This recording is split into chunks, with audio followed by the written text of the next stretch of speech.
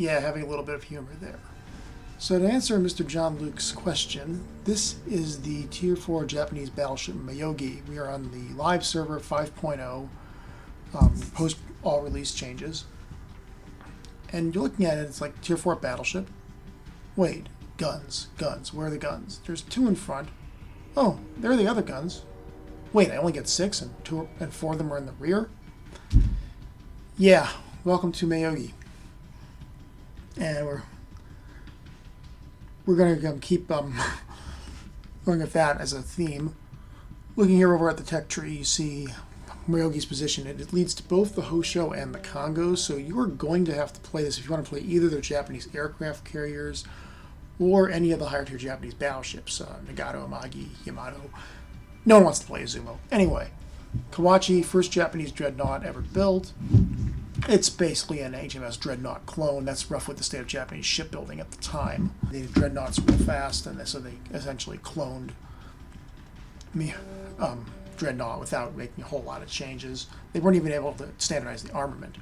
Myogi, a very high-speed battle cruiser designed with relatively weak armor typical of this type of ship. It was a prototype for Kongo-class battle cruisers.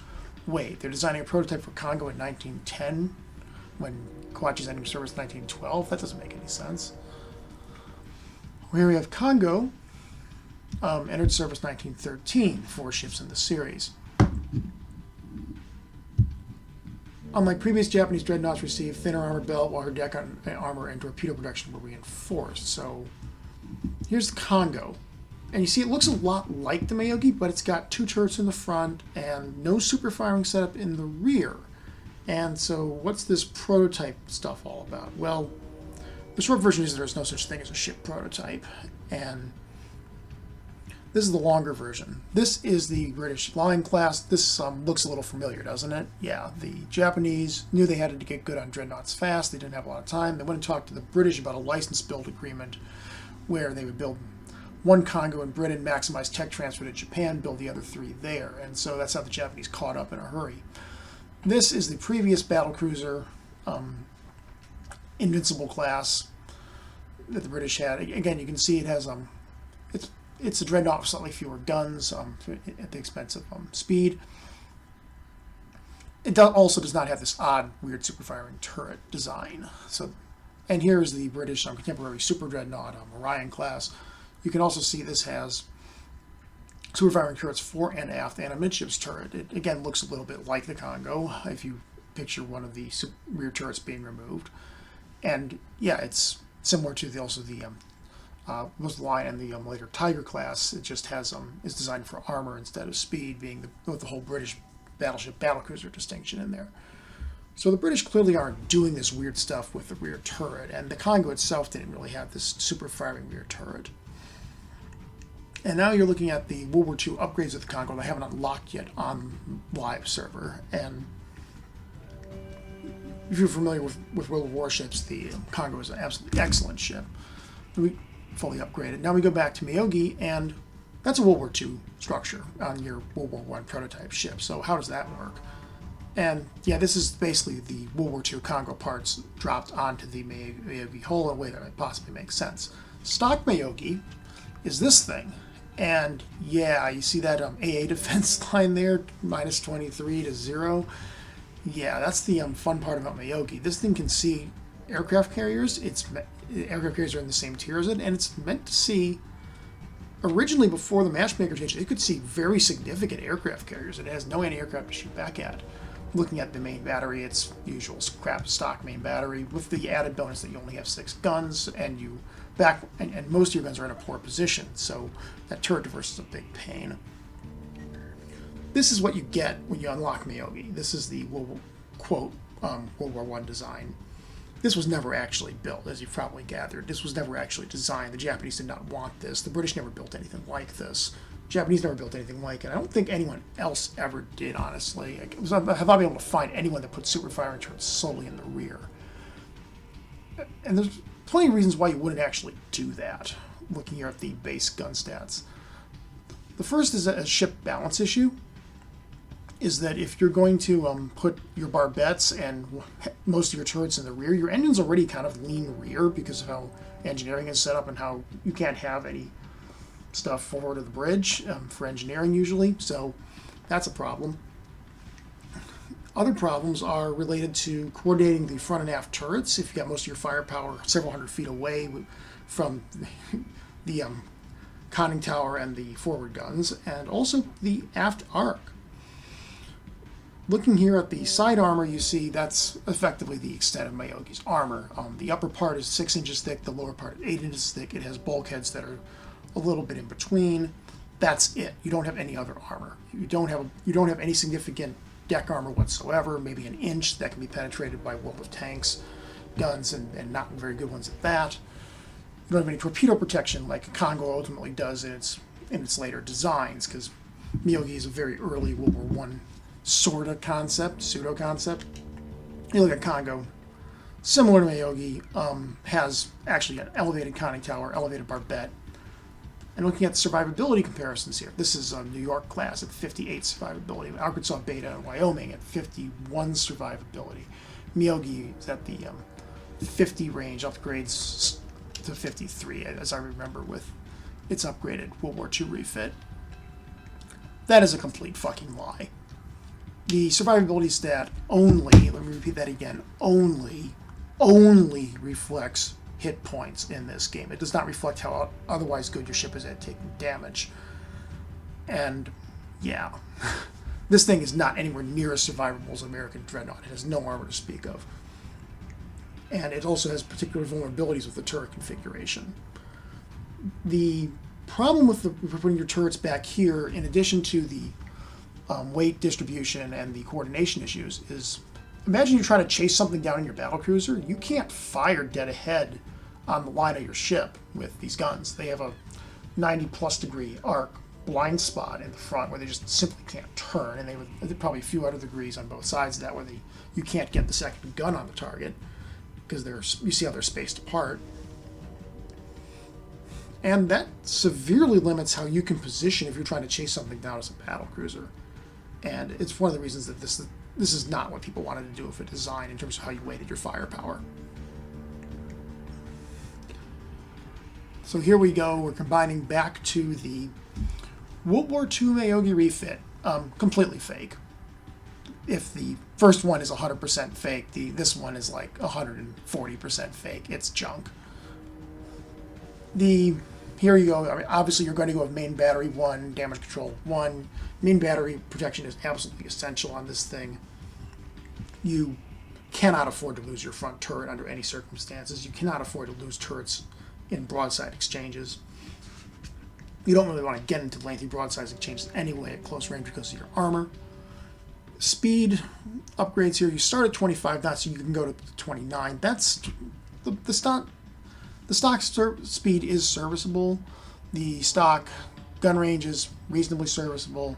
What you need to do is you need to go down and get the intermediate hull and ultimately the sea hull as fast as you possibly can, and particularly in co-op games, because you are not going to stand a chance against any kind of aircraft without it. So now we're going to take fully upgraded Myogi into a PvP game here on Big Race. You can see we got Myogis all around, Arkansas Beta, 2 carriers. That's pleasant looking. And this isn't a particularly great game, but there wasn't really a lot of great games I had while I was grinding through this thing, and if I want to show representative gameplay, I'm really not going to show some sort of Quickie Baby or Surfo 7-kill Top Gun World Tanks epic game. It's not representative of this thing. I mean, here on New Dawn, I mean, I could show you video of this all day and feel all big shit about it and how awesome I am and how much ass I kick. Because look, fire, waiting. I can't even see what I shot at anymore, by the way. I just see the last sighted area. And now look, I hit a Citadel. Fantastic skill, just steaming as a straight line over here, going to clean up sea. And yeah, I am fantastic Unicum levels of play here with the Myogi. You could totally do this on command, absolutely. This is like shooting at 20 kilometers, and you use like laser guided missiles here. So I'm going to take another shot at this stupid St. Louis over here, because the only way to kill a St. Louis is hitting it at relatively longer range of 14-inch guns, and guess what I have on this thing? It's the first 14-inch gun ship in the game, and that's one of the few good points about it. And the 14-inch gun likes the St. Louis very, very much. He's dead. Well done. Yeah, no, you're not going to be playing that way very often. And this is more representative of the sort of maneuvering you have to do with this thing, so I like it much better as a sample. And you're going to see a number of the limitations and also why no serious naval designer ever built something like this. In that it has just a number of drawbacks that indicate why naval design is really pretty hard. I mean, this being a wargaming game, the inherent engineering difficulties of this design are ignored. I mean, you don't have a particular balance problem or weight distribution problem. You can sail along like this just fine, even though your engines and your turrets are aft. As you can see, I can shoot across pretty much the entire map with those 14-inch guns, which are the two main those are the two main selling points right there: the 14-inch guns and the fact that they have spectacularly long range. This outranges the American Tier 5 New York class, and outranges with upgrades. It even outranges the Tier 6 and Tier 7 Americans. That doesn't necessarily mean you want to get into a long-range match with them. And I'm starting to engage these cruisers here, and what I'm doing here is I'm just taking speculative shots in roughly right positions. I can't guarantee hits at this range at all. Just like shooting at that St. Louis in the short clip there. But I can steam broadside here and use all my guns in an ideal arc situation because of that range. I can't be hit effectively by anything they've got there except other Myogis that might be looking at me. And I really do mean like looking like right at me. Like they do not necessarily have spotting information here. Because I'm using my plane. And the plane is kind of nice. I mean, you can sometimes get long range hits with it. It can come up with hidden enemy ships sometimes, harass destroyers. Is it really going to make for a lot of effective long range shooting? No. The 6 guns, and particularly when you're facing your closing range with your front turrets, and you only have the forward turret, you're going to discover why the British considered and rejected small number of guns, battle cruisers. It's just not enough guns to range and get reliable hits on salvos that you have ranged. You will straddle targets left, right, and center, fore and aft, and you will get maybe one hit out of it, and that's inefficient. And even if you start getting hits with a third of your shots, which is a very good long-range battleship hit rate, it's far higher than anything you're able to do historically, and it's pretty good even for World of Warships here. That's only 2 shells of this thing, and so if one of them over-penetrates or ricochets and the other one just gets a normal armor pen, congratulations, you hit him for 3,000 damage. That's kind of all right. If you had more shots, like this does not do what the New York does, which is if you get anywhere near the New York, you're going to take 4 to 5 shells, and well, that's going to do a lot of damage. They're probably coming in near laterally. You may get a citadel out of that.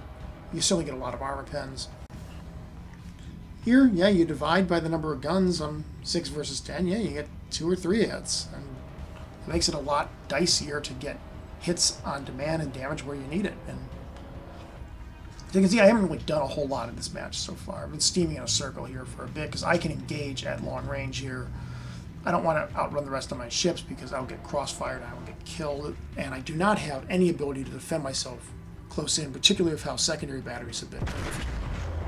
That they shoot worse than people play beer pong after the start of football season. So you can't really stop a cruiser or a destroyer from doing a torpedo suicide run on you because you have to turn towards the damn things to use more than just 2 guns on them, and that makes it pretty easy to anticipate a torpedo shot at unpleasant ranges. So, and if you miss or you don't damage him enough, yeah, he's going to drop his entire rack on you and you're going to die. So you don't want to get away from your fleet even if you have the speed to do so, and so that means working with the Americans. Here we go. That's one of the salvos I was talking about. You fire the 6 shots, you get 1 hit. It happens to ricochet. You do no damage. Cruiser can't do anything about this range, so I'm going to try to shoot him again. But if I'd had more like 10 shots at this range, because at this range, 12.7 kilometers, I could hit him with a full New York salvo, which is where the the American Tier 4 counterpart, the Wyoming, and you're going to drop 12 shells on them. It's just frustrating. And does it really have to be this way? No. I mean, Wargaming did have a problem here, and I do sympathize with them that the Japanese simply do not have a Tier 4 battleship candidate. They went directly to the Congo and the Fuso from the Kawachi because they realized they were in trouble with how the naval arms race was going, and they had to get serious or give up entirely.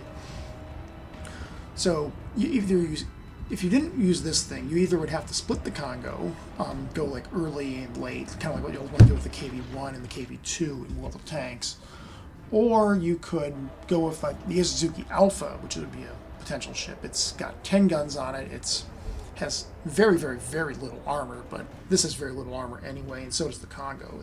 You don't want to hit any of those, so that would probably be a lot more pleasurable to play, but we spent that ship on a reward ship that very few people have because it's an alpha. So the masses who want to play the Japanese aircraft carriers, Tora, who want to go after Yamato, you're going to play Myogi, and you're going to learn to, well, probably not like Myogi. This is one of those ships that you come across. Very, very few people have anything good to say about it. Most people have very bad things to say about it, and very people have a lot of advice on how to play it effectively, because it's just not one of those things you can reliably play effectively.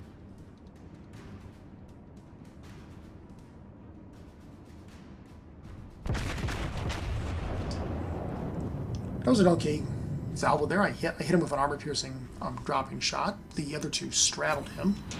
Again, would have been nice to have 2 more of that salvo. And so again, I'm still just trading shots at long range here, being the backline, blue line camping son of a bitch that everybody dislikes in games, particularly higher tier games. And it's like, what are you doing?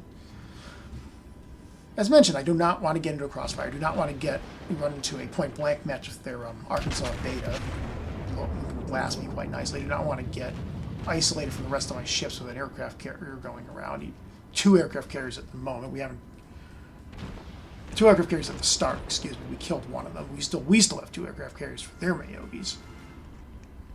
But I just do not want to get isolated, so I have to steam around kind of at the periphery of this thing and use my range to engage in fights that my cruisers are a little bit further forward. And this is good positioning. You should be a little bit behind your cruisers because it keeps destroyers away from you, and it keeps Japanese cruisers from thinking, oh, hey, easy pickings. And so here we engage the Arkansas Beta. This is another closed beta tester driving this thing. He has some idea what he's doing. And I'm shooting at him. He fires 4 betas at me, 4 shots. My 2 miss. I fire my 4 a little bit later. Picture like your bad coordination between your gun crew sitting in your back turrets and the people sitting in your front turret and a conning tower. And that's pretty representative of why these are not ideal ships. Because you really, if this was in real life, you had the gunnery geometry is a little bit different from the forward and back turrets, and you do not have the computers to coordinate this. So again, why you would normally put the super firing ones where everybody's actually looking and the action presumably is, particularly as a battle cruiser where you're supposed to chase down enemy cruisers. So what else am I missing anything about talking about Myogi? Not really. It's not a very enjoyable ship. You won't do a whole particularly well in it. I ultimately wound up finishing my grind on this thing in a lot of co-op games because I just couldn't stand some of the PvP frustration with it. And I'll play like Texas, New York, which I consistently call Texas. I've seen the USS Texas. I'll play that all day. I'll play. I don't actually mind playing the Dreadnought battleships with the new matchmaking, I think, but I haven't gotten back and done it, but I think it'd probably be okay. Myogi benefits from that too, and it does not have to see, thank God, higher tier battleships as much as it did, and it gets out with the worst aircraft carriers. So here we've finally engaged another Myogi at 10 kilometers, and we did some damage, and we've got up to 11 hits. And the actions are this is a case where the action has kind of already been decided by the time we get close enough to really start dealing damage. And again, this is not unrepresentative. It's very rare for Myogi to play solo hero because you're at a number of huge disadvantages, and you can be taken out of the game very, very easily if you isolate yourself and try to push people around. And you're going to see a problem with that in a little bit here. In the meantime, we have the remaining torpedo planes are coming in. They're going to attack me. As you can see, my anti-aircraft is still not very effective. They're 4 kilometers out, 3.8. I'm starting to fire a few shots at them. Fighters are on them. And I'm pointing mostly directly towards them. And they broke off. And there they finally dropped.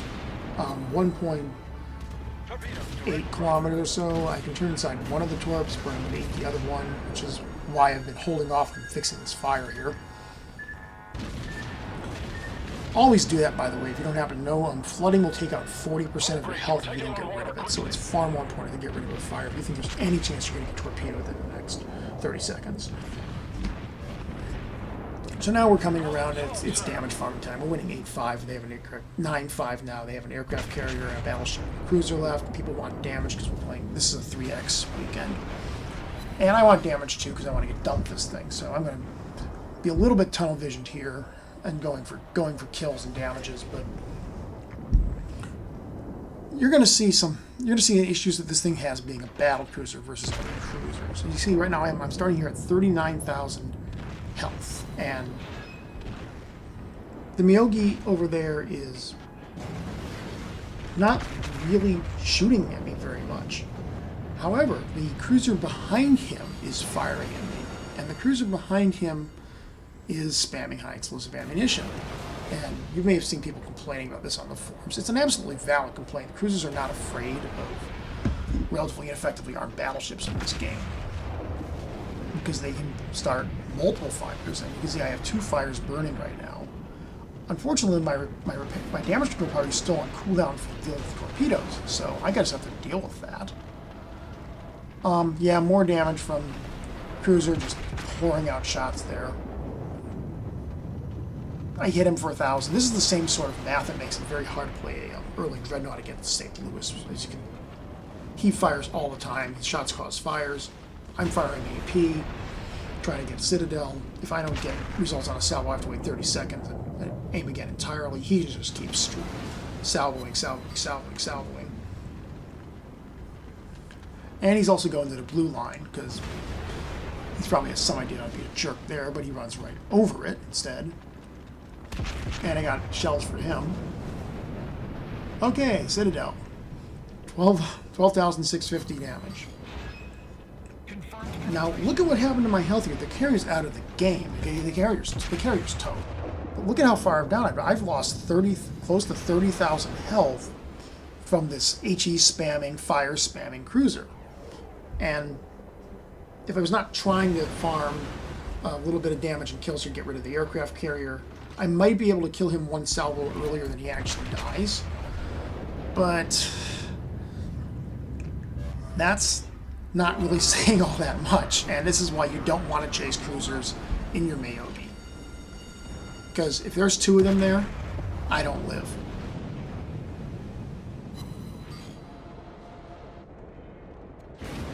Anyhow, stats. Again, decent game, particularly with 3x, and yeah, a fireproof, because 40% of your ship's normal HP damage exceeded, and that was only from 1 cruiser. So, how much do you think I like this thing?